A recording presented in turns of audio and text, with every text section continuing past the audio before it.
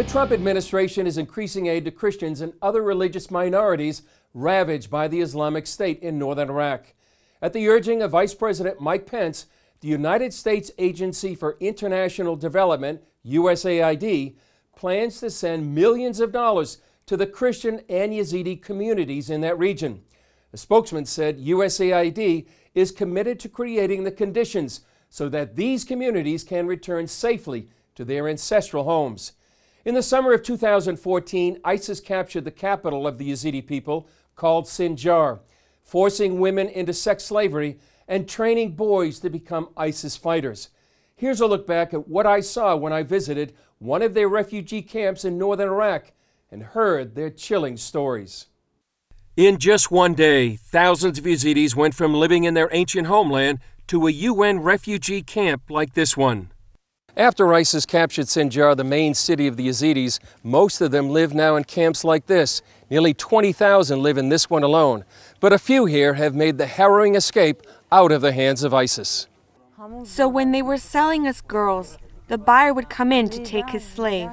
If any of us refused, they would beat us very badly. No one went with the buyers willingly. ISIS captured this 19-year-old girl who we named Nazda to protect her identity. She spent 10 months as a sex slave after ISIS sold her to an Arab man for the equivalent of $800 US. The man was really bad. He treated me like an animal. He had 4 wives and they had no sympathy for me. I was beaten and treated very badly. ISIS tried to convert Nazda to Islam and dealt harshly with anyone trying to help women like Nazda. They brought 3 men into the ISIS court. They were accused of helping the women who had become Yazidi sex slaves. They killed them, beheaded them in front of us. They showed us that this is the fate of anybody trying to help you. ISIS also captured hundreds of young boys, including 14-year-old Mamo. They insulted us and told us we were unclean. They accused us of being blasphemers, unbelievers who didn't believe in Islam or Allah. They taught us the Quran and also trained us how to use heavy weapons. Later, they told us we should be jihadists just like them and convert to Islam. After months of this indoctrination, Mamo miraculously escaped by convincing his captors he was ill. They put him with his mother, which gave them the opportunity to flee. These are pictures of what Mamo escaped. Here you have 32 young Yazidi boys posing with an Islamic State flag, and here they've already graduated. These are meant to be the jihadis of the next generation of the Islamic State. Their goal was clear: to convert us, then to make us into jihadi, and then kill our own people, the Yazidis. He also explained what ISIS told them their ultimate goals were. They said we will not leave any place, even a small part of the world, without Islam. Nazda heard the same goal. They told me they are not a state of Mosul or Raqqa or anywhere. They said it's not a small state. Islamic State is a big state and can cover the whole world. While Mamo escaped ISIS, many Yazidis like Nazda have been rescued through the efforts of men like Abdullah. He acts as a go-between for captured Yazidis by negotiating with their captors.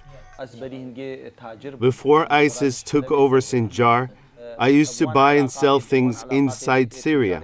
Now, with my relationship with the people in Syria, I use that relationship to rescue people. So far, Abdullah has rescued at least 138 Yazidis. I asked him the cost to rescue 1 or 2. It depends. Sometimes we bring them for free without any money, sometimes for just $1,000, sometimes $5,000. It's different. This is a screenshot that Abdullah showed me from a captured ISIS cell phone. It shows Twitter accounts where ISIS members can communicate between each other to buy and sell sex slaves. The Kurdish government set up this office to help rescue the nearly 6,000 captured Yazidis. So far, Hadi Dabani and his team have helped more than 2,000. They hear horrific stories. Describing their situation is very hard, because some of the girls have told us they have had their hands tied for 3 months, have been harassed and forced to have sex. Imagine having sex with a mother in front of her son and then killing the son.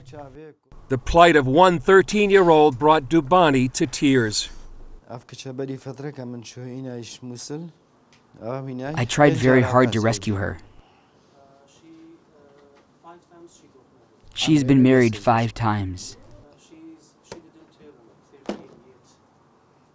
She has also been imprisoned.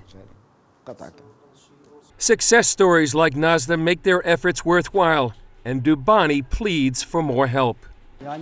Is it acceptable that the international community or the UN, who know that nearly 6,000 people have been kidnapped by ISIS and have experienced persecution, harassments, and treated like animals, keep silent? They don't make any steps to help. The Kurdish offensive that retook Sinjar might alleviate some of their suffering.